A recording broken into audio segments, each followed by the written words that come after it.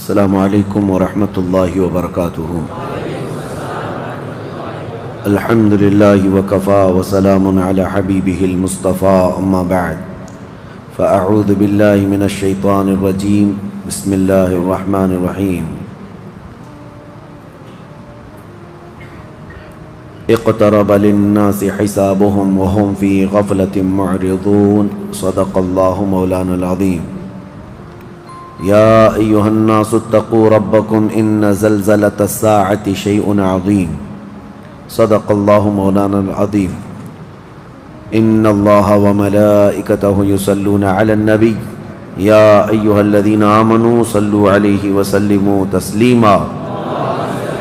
اللہم صل علی سیدنا محمد معدن الجود والکرم وآلہ واصحابہ الکرام وابنہ الکریم وبارک وسلم صلاة دائمة سرمدا ابدا۔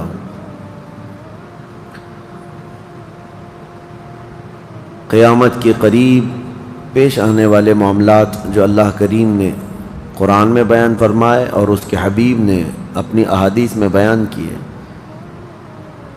ان میں سے اکثر علامات اب ظاہر ہونے لگ گئی ہیں۔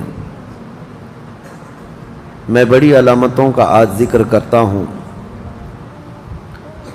جنگیں بہت زیادہ ہونے لگ جائیں گی، مسلمانوں کا قتل عام بڑھ جائے گا۔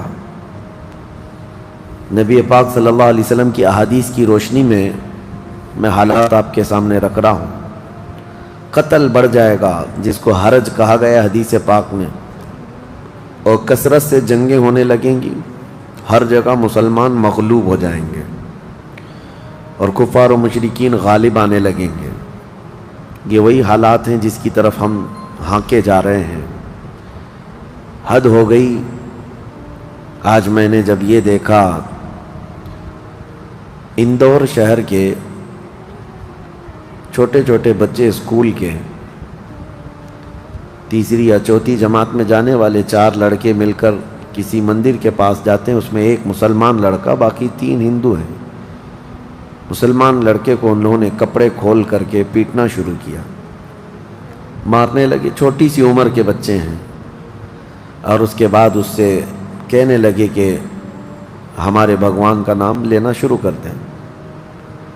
یہ چیز جو عام طور پر ہو رہی ہے اب بچوں میں منتقل ہو گئی، یہ زہر۔ پھر اس کے بعد معاملات بڑھے، ان تینوں کو بھی اریسٹ کیا گیا، گرفتار کیا گیا، لیکن یہ زہر آ کیسے رہا ہے؟ چھوٹے بچوں کے دماغ میں۔ اسی طرح سے دلی کا ایک واقعہ، چھوٹی سی 10 سال کی ایک لڑکی، بچی ہے، اسکول میں ایڈمیشن ہوا ہے، دوسرے ہی دن اس کو دوسری نان مسلم لڑکیوں نے تانا مارنا شروع کیا کہ مسلمان گندے ہوتے ہیں۔ وہ بھولی بھالی بچی اپنی ماں سے آ کر کے پوچھنے لگی کہ کیا ایسا ہوتا ہے کہ مجھے مسلمان ہونے پر لوگ اس طرح سے گالیاں دے رہی ہیں اسکول میں؟ انہوں نے انتظامیہ سے شکایت کی، پھر معاملہ آگے بڑھا۔ وہاں پر بھی کارروائی جو نام پر ہونی تھی ہوئی، لیکن میں یہ مثالیں اس لیے رکھ رہا ہوں کہ زہر اتنا بڑھ چکا، اب نیتاؤں میں نہیں، اب بڑے پہلوانوں میں نہیں، اب بچوں میں بھی یہ زہر آ گیا ہے۔ اور یہی حالات روزانہ آپ کو دیکھنے ہیں۔ ابھی اس کے لیے آپ اپنے ذہنی طور پر تیار ہو جاؤ۔ منافقت مت کرنا۔ قیامت کے قریب ہم آزمائش کے دور میں آ چکے ہیں۔ جب بچوں میں یہ زہر بھر دیا گیا ہے تو اب یہ بچے جب جوان ہوں گے تو یہ اور زیادہ زہریلے ہو جائیں گے۔ وہ چہرہ بھی ہمارا دیکھنا پسند نہیں کریں گے، کیونکہ ماحول ایسا بنایا جا رہا ہے۔ اس ماحول کے بنانے میں بہت ساری چیزیں ذریعہ ہیں، فلمیں بھی ہیں، سیریلز بھی ہیں، انٹرنیٹ بھی ہیں، سوشل میڈیا بھی ہے، نیتاؤں کے بھاشن بھی ہیں، اور کٹر سادھوؤں کے پرووک کرنے کے طریقے بھی، یہ سب چیزیں مل کر کے بچوں کے دماغ کو زہریلا بنایا جا رہا ہے۔ اب یہ صرف اور صرف ہمارے ملک کا مسئلہ نہیں، یہ پوری دنیا کا مسئلہ ہے۔ ابھی آپ کو پتہ ہوگا چند سالوں قبل نیوزی لینڈ میں ایک آدمی مسجد میں داخل ہوا اور لائیو سٹریم کرتے ہوئے نمازیوں کو گولی مارتا گیا۔ تقریباً 50 لوگ اس کی گولی سے مر گئے تھے مسجد میں، اور اس کی شوٹ کرنے کا اس نے لائیو سٹریم بھی چالو رکھا ہے. وہ لائیو دکھاتا بھی رہا اور شوٹ کرتا رہا. ایک آدمی کا اس طرح کسی مسجد میں گھس کر کے 50 کے قریب نمازیوں کو مار ڈالنا، یہ کون سی مانسکتا تھی؟ یہ کون سا ذہن تھا؟ وہ بھی اریسٹ ہوا اور اس کو اپنے کیے پر پچھتاوا نہیں تھا، اسی لیے کہ برسوں وہ اس آگ میں جل رہا تھا کہ مسلمان ایسے ہوتے ہیں، مسلمان ایسے ہوتے ہیں. تمہارے متعلق یہ زہر جو پھیلایا جا رہا ہے یہ کوئی حادثہ نہیں ہے، اتفاق نہیں ہے، یہ ہونا ہے. اب میں آپ کو جو چیز عرض کر رہا ہوں اس کے انتظار میں ہم رہتے ہیں. اللہ سے دعا بھی یہی کرتے ہیں کہ جنگیں جب بڑھ جائیں گی، ہر جگہ مغلوب ہونے لگ جائیں گے، ظلم اتنا ہو جائے گا کہ تمہاری گردنوں پر کرسیاں رکھی جائیں گی. آج بھی دیکھیں جو حالات ابھی ہمارے ملک میں چل رہے ہیں، اور اس پر کسی کو بولنے کی بھی اجازت نہیں ہے. تم ناانصافی کے خلاف آواز بھی نہیں اٹھا سکتے. اتر پردیش میں 144 ہے، پورے صوبے پر، پورے اسٹیٹ میں کرفیو نافذ ہے کہ کوئی ٹپنی بھی نہ کرے. سب کے سوشل میڈیا سائٹس کو پر سائبر پولیس کی نظر، ساری چیزیں اپنی جگہ پر. لیکن میں یہ کہتا ہوں سب کر لو، لیکن جو حق بات ہے وہ ہم آخری سانس تک کرتے رہیں گے انشاءاللہ. گیدڑ کی 100 سالہ زندگی سے شیر کی ایک دن کی زندگی بہتر ہے. ڈر کے، چھپ کے، مصلحتوں کے چکر میں کب تک جینا ہے اس دنیا میں؟ موت تو آنی ہے نا ایک دن، موت تو آنی ہے. تو کیوں نہ ہم اپنی اس حقانیت کو بڑھ چڑھ کر اعلان کر کے مریں؟ جب جنگیں زیادہ ہو جائیں گی اور ہر جگہ سے ظلم بڑھتا جائے گا، یہاں تک کہ عرب میں بھی کوئی اسٹرانگ حکومت نہیں ہوگی. یہ حدیثوں کی روشنی میں اب میں آپ کو بتا رہا ہوں. وہ تو ابھی نظر آ رہی ہے کوئی اسٹرانگ حکومت نہیں، وہ کٹ پتلی ہے. کبھی اس کو امریکہ ہانکتا ہے، کبھی رشیا ہانکتا ہے، کبھی چائنا ہانکتا ہے. تو یہ عرب میں کوئی اسٹرانگ حکومت، مضبوط حکومت نہیں ہوگی. اور مسلمان جب زیادہ قتل ہونے لگیں گے تو سب اکثر ہجرت کر کے مدینے چلے جائیں گے. جو بچے ہوئے ہوں گے وہ مدینہ طیبہ کی طرف ہجرت کر جائیں گے. اب مدینہ طیبہ میں مسلمان رہ رہے ہوں گے، کیونکہ میرے آقا صلی اللہ علیہ وسلم کی حدیث ہے، ان الایمان لا یأذر الی المدینہ کما تأذر الحیۃ الی جحرہا.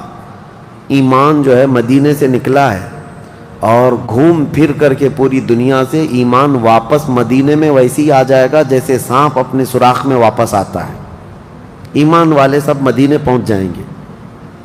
اب وہاں جانے کے بعد لوگوں میں یہ بات کثرت سے پھیل جائے گی کہ اب ان حالات کا مقابلہ کرنے کے لیے ہمیں کیا کرنا چاہیے.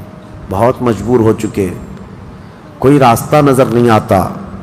تو اس وقت جو مدینے میں تھے علماء، صلحاء، سب بیٹھ کر کے مشورہ کرتے ہیں کہ ہم کو امام مہدی کو تلاش کرنا ہوگا. اور یہ وہ زمانہ ہوگا جب امام مہدی مدینے میں پیدا ہو چکے ہوں گے.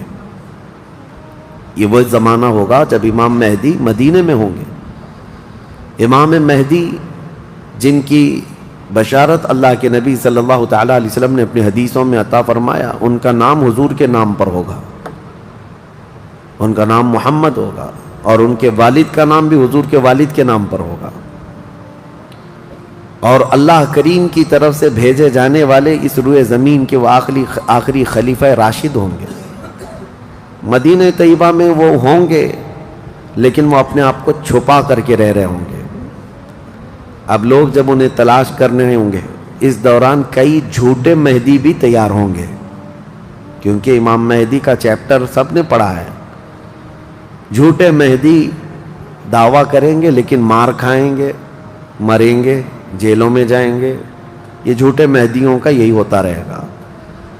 امام مہدی اپنے آپ کو چھپا رہے ہوں گے کہ کہیں لوگ مجھے پکڑ کر حاکم نہ بنا لیں، امام نہ بنا لیں. اب لوگ جب تلاش زیادہ کر دیتے ہیں تو پھر امام مہدی کو کچھ لوگ مدینہ طیبہ میں پہچاننے لگتے ہیں. تو امام مہدی مدینہ چھوڑ کر مکہ آ جاتے ہیں، مکہ ہجرت کر کے آ جاتے ہیں۔ اپنے آپ کو چھپا کر کے رہ رہے تھے مکہ مکرمہ میں، یہی رمضان کا موقع، وہ خانہ کعبہ کا طواف کر رہے ہوں گے، حجر اسود کے قریب لوگ۔ اچھا یہ بھی میں بتا دوں، جتنے دنیا میں ابدال، اقطاب، اولیاء ہوں گے وہ سب ہجرت کر کے اس وقت مکہ میں پہنچے ہوں گے۔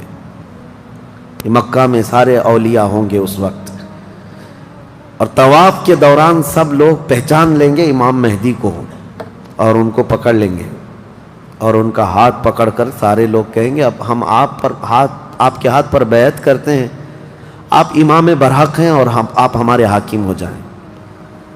امام مہدی منع کر رہے ہوتے ہیں، اسی وقت آسمان سے ایک آواز آتی ہے، اس آواز میں خاص یہ کہا جاتا ہے ھذا خلیفۃ اللہ المہدی، یہ اللہ کا خلیفہ مہدی ہے۔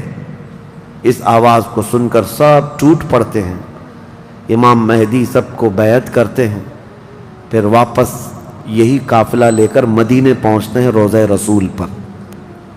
میرے آقا صلی اللہ تعالیٰ علیہ وسلم کی بارگاہ میں جب پہنچتے ہیں تو اہل مدینہ بھی ان کے ہاتھ پر بیعت کرتے ہیں، اور ایک پوری فوج تیار ہوتی ہے۔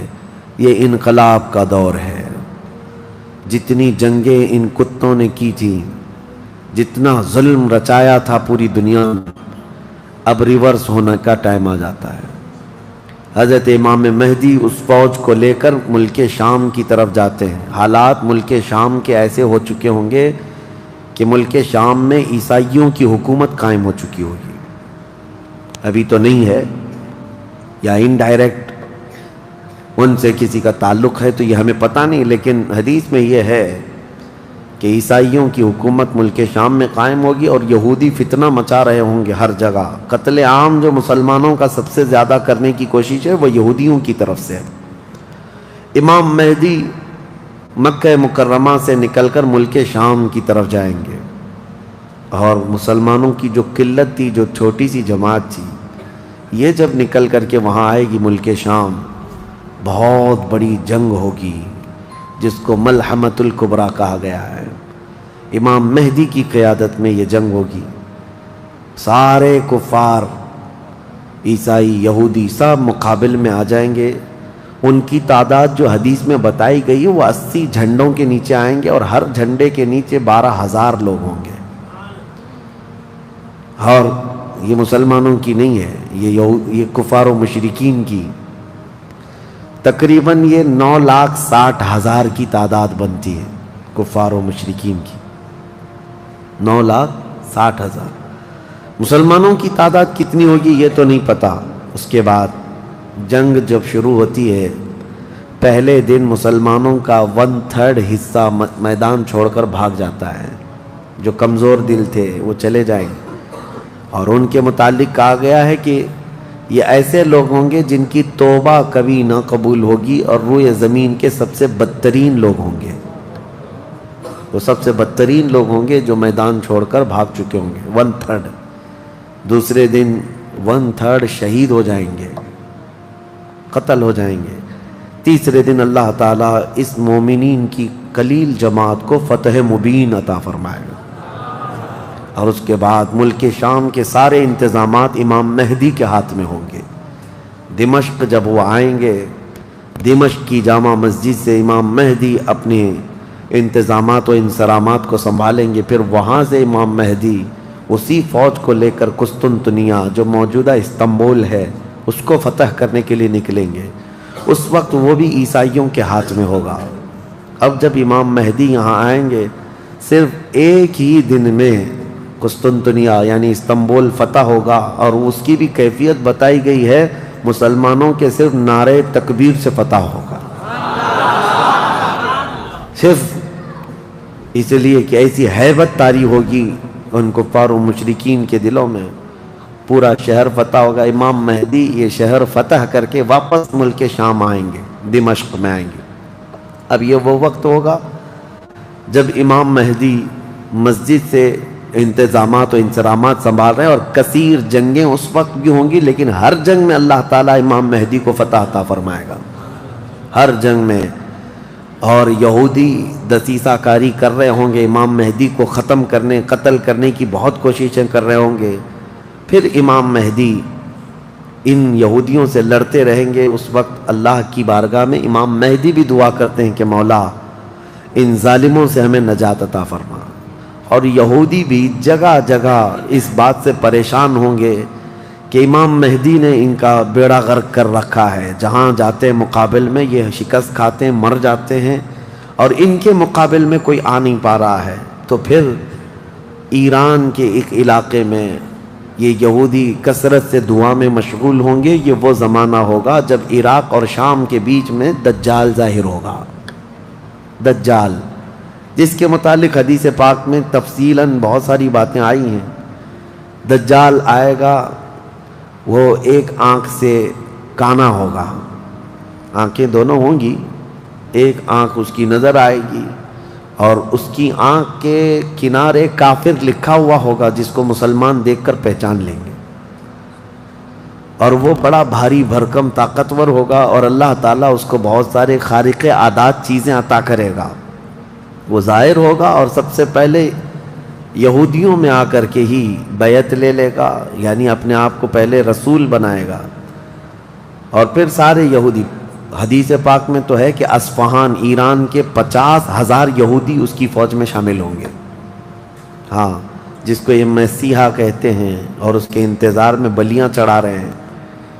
یہ ظاہر ہوگا عراق اور شام کے بیچ میں ہے، اور پھر یہ سب یہودی دجال کی فوج میں شامل ہوں گے۔ دجال ایسے نکلے گا روئے زمین پر، حدیث پاک میں یہ سب ملتا ہے کہ وہ آسمان سے گاہے گا تو آسمان سے بارش برس جائے گی، زمین سے سبزہ نکلنے لگے گا، کسی کو مار کے دوبارہ زندہ کر کے دکھائے گا، یہ سب چیزیں وہ کر کے دکھائے گا، یہاں تک کہ چلتے چلتے زمین سے کہے گا تیرے اندر جتنے خزانے ہیں نکال، زمین پورے خزانے باہر کرے گی، اور جب وہ آگے چلتا رہے گا تو یہ خزانے شہد کی مکھیوں کی طرح اس کے پیچھے جھنڈ کی طرح چلتے ہوں گے خزانے، اور دنیا کے لالچی لوگوں کو ایک سکہ ہی چاہیے بس، جس کے پاس مال ہے اس کے پیچھے غلامی ہے۔ بہت بڑا فتنہ ہوگا، بہت بڑی آزمائش ہوگی، لیکن جو ایمان والے ہیں، حدیث میں ہے، اس دن بھی وہ نہیں بہکیں گے، اس دن بھی وہ نہیں بہکیں گے، وہ غضب کا ایمان ہوگا ان لوگوں کا۔ حضور صلی اللہ تعالیٰ علیہ وسلم نے فرمایا دجال کے فتنے سے مقابلہ کرنے والے جو مومن ہوں گے نا، اس کا فتنہ دیکھ کر کے بھی ایمان پر قائم ہوں گے، ان کے لیے حضور نے فرمایا وہ بغیر حساب کے ہی جنت میں جائیں گے، ان کا حساب نہیں ہوگا، وہ بنا حساب کے جنت میں جائیں گے۔ تو دجال روئے زمین پر گھوم رہا ہوگا اور فتنہ مچا چکا ہوگا، پہلے تو رسول کہتا رہا، اس کے بعد پھر خدائی کا دعویٰ کرے گا کہ میں خدا ہوں۔ اس کی خدائی کو ماننے والے وہ یہودی بھی ہوں گے، عیسائی بھی ہوں گے، بہت سارے مسلمانوں میں بھی گمراہ ہو چکے ہوں گے، جن کا پہلے سے ایمان مضبوط نہیں تھا وہ اس کے پیچھے چل پڑیں گے، وہ ہزاروں کی تعداد میں لوگوں کو کافر بنا چکا ہوگا۔ میرے عزیزو، دجال تو بہت بڑی بڑی چیزیں دکھا رہا ہے، آسمان سے بارش برسا کر کے، زمین سے سبزہ اگا کر کے، اور اس وقت کئی لوگ گمراہ ہو جاتے ہیں۔ یہاں تو چھوٹی موٹے باباؤں کے پیچھے ہی گمراہ ہوتے ہیں، آج تو چٹی نکال کر دکھا رہا ہے بابا، تو بھیڑ لگ چکی ہے کہ تم کیا کھائے ہو، کیا پیے ہو، کیا سوچ رہے ہو، چٹی میں نکال کر کے دکھاؤں گا۔ چٹی والے بابا کے پیچھے ہی ہزاروں چلے جاتے ہیں، تو دجال والے بابا کے پیچھے کتنے جائیں گے؟ لیکن حدیث پاک کی روشنی میں مفسرین نے، محدثین نے فرمایا کون لوگ اس دن محفوظ رہیں گے، کون لوگ اس دن محفوظ رہیں گے؟ دجال کی شکل جیسی بھی ہو، لیکن وہ جو چیزیں خارق عادات دکھا رہا ہوگا، لوگ اچنبے سے دیکھ رہے ہوں گے۔ اچھا ایک بات اور بھی بتا دوں، آپ گھر میں بیٹھے ہوں، کوئی مسجد میں ہوں گے، شور آئے گا کہ وہاں پر خدا اتر پڑا ہے، نعوذ باللہ من ذالک، اور عجیب و غریب چیزیں دکھا رہا ہے، آسمان کو کہہ رہا ہے تو آسمان بارش برسا رہا ہے، زمین کو کہہ رہا ہے تو زمین خزانے نکال رہی ہے۔ کچھ لوگ جو گھر میں بیٹھے ہوں گے، توجہ، یہ بہت اہم بات کہہ رہا ہوں، کہیں محفل میں ہوں گے، مسجد میں ہوں گے، جب یہ شور آئے گا تو کچھ کہیں گے کہ چلو ہم بھی جا کر دیکھ کے آتے ہیں، تو کچھ لوگ یہ کہہ کر کے اٹھیں گے اور جا کر کافر ہو جائیں گے، اور کچھ لوگ وہ ہوں گے جو جیسے سنیں گے اپنے آپ کو گھر میں ایسے مضبوط بند کر لیں گے کہ ان کو ہوا آنے کی بھی خواہش نہ رہے، اس طرح اپنے آپ کو محفوظ کر لیں گے۔ اور بزرگوں نے لکھا ہے کہ اس وقت اس کے فتنے عروج پر ہوں گے، لوگوں میں صرف اور صرف چرچا یہی ہوگا۔ اسی لیے میں اکثر یہ میڈیا کو دجالی میڈیا کہتا ہوں، اس کی وجہ یہی ہے کہ دجال کے آدھے سے زیادہ کام یہ میڈیا والے کرتے ہیں، سب جگہ پھیلائیں گے افواہیں، بہت جھوٹ کو سچ کر کے دکھاتے رہے، سچ کو جھوٹ کر کے دکھاتے رہے، یہ میڈیا یہی سب کام کرتی رہے گی۔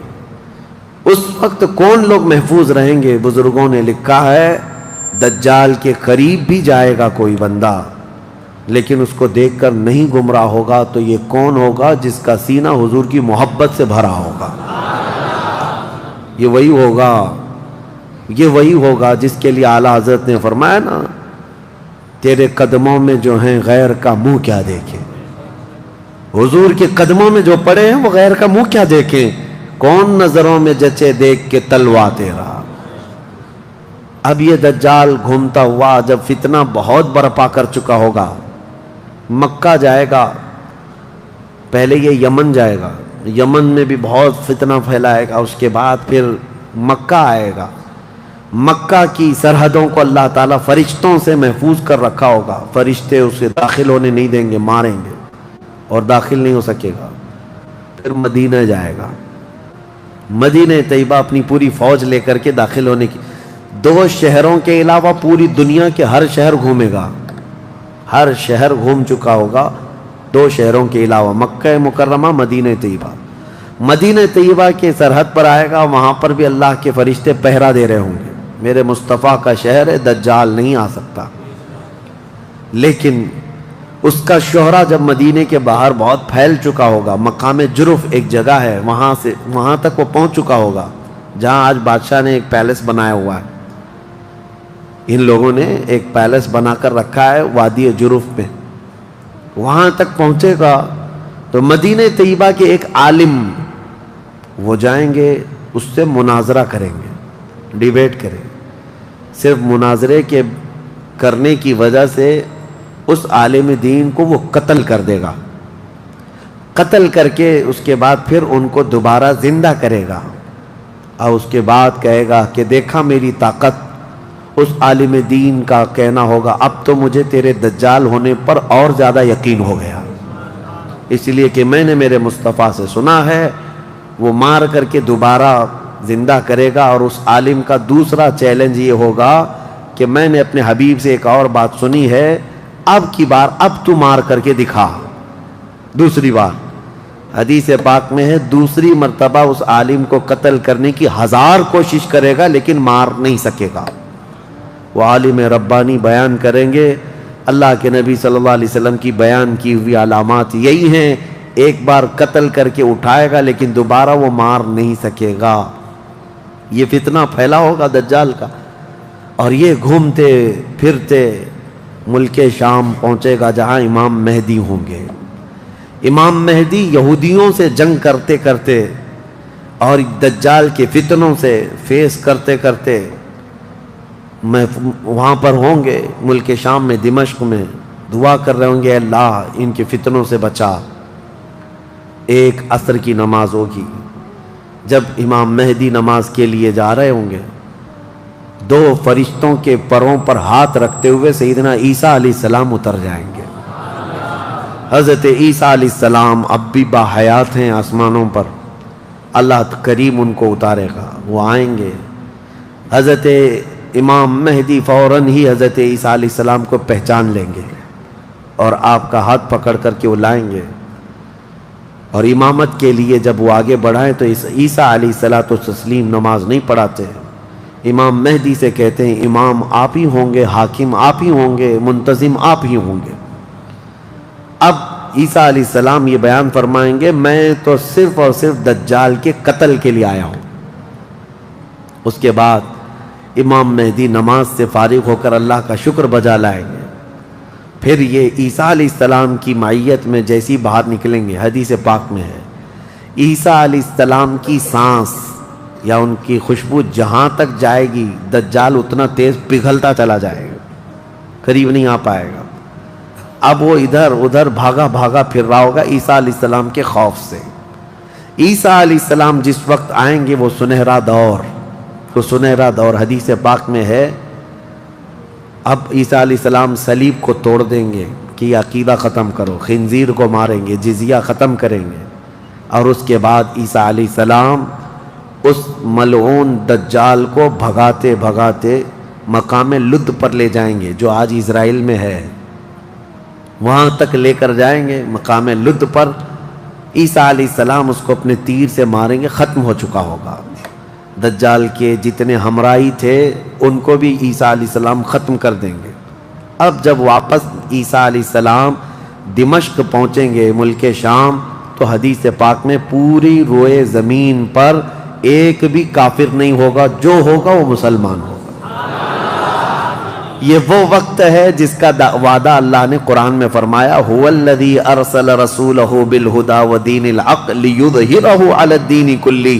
وہی اللہ ہے جس نے اپنے رسول کو ہدایت کے ساتھ بھیجا ہے تاکہ اپنے دین کو ساری دنیا پر غالب کرے۔ اب تک یہ دین پوری دنیا پر نہیں غالب آیا، لیکن وہ دن ہوگا جب عیسیٰ علیہ السلام تشریف لائیں گے روئے زمین پر۔ اسی لیے میں کہتا ہوں وہ دن آئے گا جب ہر گھر سے آواز آئے گی لبیک یا رسول اللہ۔ وہ دن آئے گا، وہ وقت آئے گا۔ صبر کے بعد، ہر اندھیرے کے بعد صبح ہونا ہے، رات کے بعد اجالا آنا ہے۔ ہاں آج جو حالات ہیں انشاءاللہ العزیز کچھ دیر کی خاموشی ہے، پھر شور آئے گا۔ آج کتوں کا وقت ہے، کل ہمارا دور آئے گا انشاءاللہ العزیز۔ میرے عزیزو، سیدنا عیسیٰ علیہ السلام جب اسے قتل کر چکے ہوں گے اور پھر روئے زمین پر صرف پرچم اسلام لہرا رہا ہوگا، امام مہدی کی عمر 49 سال یا 50 سال کے آس پاس ہوگی، وہ بیت المقدس میں انتقال کر چکے ہوں گے۔ آپ کی جنازہ کی نماز عیسیٰ علیہ السلام پڑھائیں گے، وہیں دفن ہوں گے۔ پھر عیسیٰ علیہ السلام مومنین کو لے کر مدینہ طیبہ کا رخ کریں گے۔ جب نبی پاک صلی اللہ علیہ وسلم کے روضے کے پاس عیسیٰ علیہ السلام آئیں گے، عیسیٰ علیہ السلام نکاح بھی فرمائیں گے، آپ کی اولاد بھی ہوں گی، لیکن مدینہ طیبہ میں آپ کا انتقال ہوگا اور میرے آقا کے حجرے میں دفن ہوں گے۔ حضور صلی اللہ علیہ وسلم کا حجرہ روضہ مبارکہ، اس میں ایک جگہ عیسیٰ علیہ السلام کی باقی ہے۔ سیدنا عیسیٰ علیہ السلام وہاں دفن ہوں گے۔ لیکن ایک بات میں آپ کو بتا دوں، عیسیٰ علیہ السلام اس وقت بھی نبی ہی رہیں گے، ان کا جو منصب نبوت ہے وہ ہے، لیکن شریعت ان کی نہیں چلے گی، میرے مصطفیٰ کی ہوگی۔ شریعت صرف میرے مصطفیٰ کی ہوگی، اس لیے کہ جس دن میرے آقا پیدا ہوئے اس دن سے لے کر قیامت تک صرف ایک ہی سکہ چلنا ہے۔ آئی نئی حکومت، سکہ نیا چلے گا، عالم میں رنگ بدلا صبح شب ولادت۔ عیسیٰ علیہ السلام کے انتقال کے بعد اب کیا ہوگا؟ اب کیا ہوگا؟ آپ دفن ہو چکے ہوں گے، قیامت قریب آ چکی ہوگی۔ اب اس کے بعد معاملہ یہ ہوگا کہ اللہ تبارک و تعالی قوم یاجوج ماجوج کو پیدا کرے گا۔ ہاں اس میں بیچ میں ایک روایت یہ بھی ہے کہ عیسیٰ علیہ السلام کو اللہ تبارک و تعالی حکم فرمائے گا کہ میں ایک ایسی قوم بھیج رہا ہوں جو دنیا میں فساد مچائے گی، جو مومنین ہیں ان کو لے کر کوہ طور پر چلے جائیں۔ عیسیٰ علیہ السلام کوہ طور کی طرف مومنین کو لے کر جائیں گے، لیکن اس وقت زمین پر یاجوج ماجوج ایک قوم ہے، یہ دو لوگ نہیں ہیں۔ بہت سارے لوگوں کے ذہن میں ایسی بات آتی یاجوج ماجوج دو آدمی ہوں گے، دو آدمی نہیں، یہ بہت بڑی فوج ہے، بہت بڑی فوج ہے، اور یہ ابھی موجود ہے۔ یافس بن نوح کی اولاد میں سے یہ ایک جزیرے میں قید ہے، وہ واللہ عالم، لیکن قرآن میں 16ویں پارے میں اس کا ذکر ہے کہ حضرت سکندر ذوالقرنین نے ایک لوہے کی پگھلا کر کے پہاڑوں کے بیچ دیوار بنا کر ان کو قید کر رکھا، یہ قوم آ نہیں سکتی۔ لیکن قیامت کے قریب وہ سد سکندری جو باندھی ہوئی دیوار ہے وہ ٹوٹ کر گر جائے گی، یاجوج ماجوج پورے باہر نکل آئیں گے، اور جیسے آئیں گے وہ جس ندی کے کنارے سے گزریں گے پورا پانی پی جائیں گے، وہ جو درخت ملے جو کچھ بھی ہو سب کھا جائیں گے، کچھ بھی نہیں، یہاں تک کہ یہ وہ زمانہ ہوگا حضرت عیسیٰ علیہ السلام ابھی موجود ہوں گے، ان کے انتقال سے پہلے ہی یہ یاجوج ماجوج آئے۔ ایک بیل کا سر جو ہے 100 دینار میں مل رہا ہوگا، 100 سونے کے سکے، اور اس کو بھی لوگ غنیمت سمجھیں گے، اتنی مہنگائی کوئی چیز ہی نہیں مل رہی ہوگی، سب یہ کھا کر چٹ کر چکے ہوں گے۔ پھر عیسیٰ علیہ السلام کی دعا سے ہی اللہ کے نبی عیسیٰ علیہ السلام یہ عرض کریں گے، مولا اس ظالم یاجوج ماجوج سے ہمیں نجات عطا کر۔ اللہ تبارک و تعالیٰ ایک بیماری ان کی گردن میں پیدا کرے گا، وائرس آئے گا ان کو بھی، یاجوج ماجوج کو، اب اللہ عالم اس وقت کا کون سا کورونا ہوگا، کون سا آئے گا، لیکن اس وائرس سے ایک ہی دن میں وہ پوری فوج مر جائے گی، اور مرنے کی وجہ سے پوری روئے زمین پر اتنی بدبو پھیل جائے گی، تعفن، اٹھانے والا کوئی نہیں ہے ان کی لاشیں۔ تو پھر یہ بھی ملتا ہے روایت میں کہ اللہ تعالیٰ لمبی بڑی گردنوں والے پرندے بھیجے گا، وہ پرندے ان کی لاشیں اٹھا اٹھا کر کے جنگلوں کی طرف چلے جائیں گے، پھر اللہ تعالیٰ بارش برسائے گا، اتنی تیز بارش برسے گی کہ پوری زمین پاک ہو چکی ہوگی، یاجوج ماجوج کا فتنہ ختم ہوگا، عیسیٰ علیہ السلام کا انتقال ہوگا، پھر اچانک ایک جانور باہر آئے گا جس کو دابۃ الارض کہا گیا ہے، یہ آئے گا، یہ آ کر کے اپنے ایک ہاتھ میں موسیٰ علیہ السلام کا عصا اور ایک ہاتھ میں سلیمان علیہ السلام کی انگوٹھی، یہ دونوں لے کر کے زمین پر گھومتا رہے گا۔ جو مومن ہوگا اس کی پیشانی پر سلیمان علیہ السلام کی انگوٹھی سے نشان لگا دے گا، جو کافر ہوگا موسیٰ علیہ السلام کے عصا سے اس پر لکیر کھینچ دے گا، جس کے لیے وہ نشانی لگا دیا وہ اسی حالت میں مرے گا۔ اور اس کے بعد پھر حدیث پاک میں ہے دابۃ الارض چلا جائے گا، پھر ہوگا یہ کہ ایک دن لوگ تھک کر کے سوئے ہوں گے، دھواں دھواں نظر آتا رہے گا، ہر جگہ دھواں دھواں، لوگ پریشان ہوں گے، اور اس کے بعد سوئیں گے تو رات اتنی لمبی ہوگی کہ لوگ اکتا جائیں گے، سو کر اٹھیں گے پھر سوئیں گے، سو کر اٹھیں گے پھر سوئیں گے، بچے جو ہے چیخ مارتے رہیں گے، اور پھر جانور اپنی کھیتیوں کی طرف بھاگنے کے لیے بے قرار ہوں گے، لیکن رات لمبی ہوگی، 3 راتوں کے برابر ایک رات ہوگی، 3 بڑی راتوں کے برابر ایک رات کٹتی نہیں ہوگی، لوگ تھک چکے ہوں گے سو کر کے، اس کے بعد پھر اچانک چھوٹی چھوٹی روشنی آئے گی سورج کی، لوگ چیخ مارتے ہوئے خوشیوں سے باہر آ جائیں گے کہ اجالا آ گیا۔ پہلے تو لوگوں کو یہ لگ رہا تھا کہ اب اندھیرا ہے، اب سورج آئے گا ہی نہیں، لیکن جیسی روشنی آنے لگے گی سب بھاگ کر کے باہر آئیں گے، لیکن دیکھیں گے اس وقت تو سورج جو ہے پچھم کی طرف سے نکل رہا ہوگا۔ ابھی سورج کہاں سے نکلتا ہے؟ پورب، ایسٹ سے نا، مشرق سے، اس دن سورج ویسٹ کی طرف سے، مغرب کی طرف سے نکل رہا ہوگا، پچھم کی طرف سے، پہلے ہلکا ہلکا نکلے گا سورج۔ یہ دیکھ کر کے جو لوگ بہت لمبا سو کر کے آئے ہوں گے گھبرا جائیں گے کہ آج کیا ہوا، یہ وہ دن ہوگا کہ میرے آقا نے فرمایا توبہ کا دروازہ بند ہو چکا ہوگا، اس کے بعد پھر کسی کا ایمان بھی قبول نہیں، کسی کی توبہ بھی قبول نہیں، یہ لاسٹ دن ہے توبہ کا۔ لاسٹ دن کیا، اس سے پہلے جو گزری رات لاسٹ تھی، رات لاسٹ تھی۔ سورج نکل کر کے آئے گا دھیرے دھیرے دھیرے، اس کے بعد دوپہر کا وقت جتنا ہوتا ہے اتنے وقت تک وہ آئے گا، اور اس کے بعد پھر واپس مغرب کی طرف ہی چلا جائے گا۔ ایسا نہیں کہ پچھم سے نکل کر کے پورب میں ڈوبے گا، آدھے تک آئے گا دوپہر تک، اور اس کے بعد سورج پھر اپنے معمول کے مطابق جیسی روٹین ہے واپس پھر پچھم کی طرف چلا جائے گا، ڈوب جائے گا۔ یا آخری دن ہے، اب کسی کا ایمان کام نہ کرے گا، اب کسی کی توبہ کام نہ کرے گی، اب معاملات کیا ہوں گے؟ دھیرے دھیرے مومنین کا انتقال شروع ہوگا، تو نئے مومن نہیں ہوں گے، مومن انتقال کرتے جائیں گے، حکومتیں پھر سے ختم ہو جائیں گی۔ ایک روایت یہ بھی ملتی ہے، جہجہ نام سے ایک اور بزرگ جو حکومت کریں گے چند سال، لیکن اس کے بعد پھر عادل حکمران نہیں آئیں گے، ختم ہوتے چلے جائیں گے۔ اب مسلمانوں کی تعداد جب گھٹنے لگے گی تو پھر بے حیائی بہت بڑھ جائے گی، اتنی کہ کھلے عام زمین پر سب کچھ ہونے لگے گا، ننگا پن جانوروں کی طرح لوگ زنا کرتے رہیں گے، سڑکوں پر، روڈوں پر، راستوں پر سب کھلے عام گناہ ہو رہے ہوں گے، بے حیائی بڑھ چکی ہوگی، یہاں تک کہ حبشیوں میں سے، کالے لوگوں میں سے ایک جماعت جائے گی خانہ کعبہ کو بھی گرا دے گی۔ یہ وہ زمانہ ہوگا جب مومنین ختم ہو چکے ہوں گے۔ اب اس کے بعد ایک ٹھنڈی ہوا چلے گی، نرم، اس کے متعلق فرمایا گیا ہے بہت نرم ہوا، میٹھی ہوا چلے گی اور پوری دنیا میں چلے گی۔ جو مومن ہوگا وہ ہوا ان کے بغلوں سے گزرے گی تو وہ اسی وقت انتقال کر جائیں گے۔ ایمان والے ختم ہو چکے ہوں گے۔ اب میرے آقا صلی اللہ علیہ وسلم فرماتے ہیں روئے زمین پر اللہ اللہ کہنے والا کوئی بھی باقی نہیں رہے گا۔ یہ اینڈ لاسٹ مومنٹ پر میں آ رہا ہوں، ختم ہونے کے قریب ہے، سب مومنین انتقال کر چکے ہوں گے اس ہوا کے بعد۔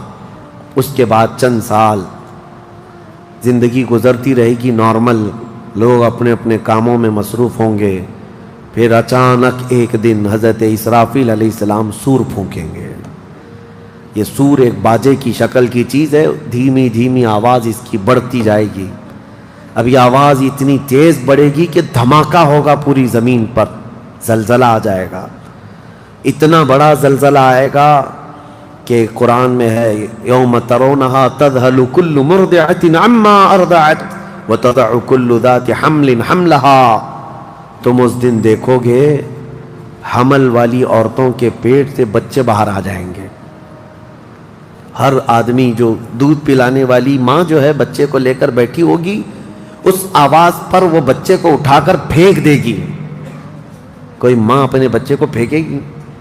لیکن وہ دن ہوگا جب ماں اپنے بچے کو پھینک دے گی، حاملہ عورت اس کا پیٹ نکل کر کے بچہ باہر آ چکا ہوگا، لوگ جو کام کر رہے ہوں گے وہیں پر سب اپنے کام چھوڑ چکے ہوں گے، اور اس کے بعد پھر اسی سور کی آواز کے بڑھتے بڑھتے جب زمین میں زلزلے آئیں گے سب ختم ہو چکے ہوں گے، سب کی موت ہوگی۔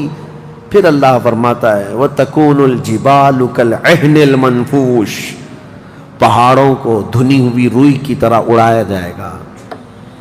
اِذَا الشَّمْسُ كُوِّرَتْ وَإِذَا النُّجُومُ انْكَدَرَتْ وَإِذَا الْجِبَالُ سُيِّرَتْ، جب تم دیکھو کہ سورج کو کالا کر دیا جائے گا، تارے آپس میں ٹکرا دیے جائیں گے، پھاڑ دیے جائیں گے، اور سمندروں میں آگ لگا دی جائے گی، یہ سب پوری دنیا تہس نہس ہو چکی ہوگی، ختم، یہ قیامت ہے۔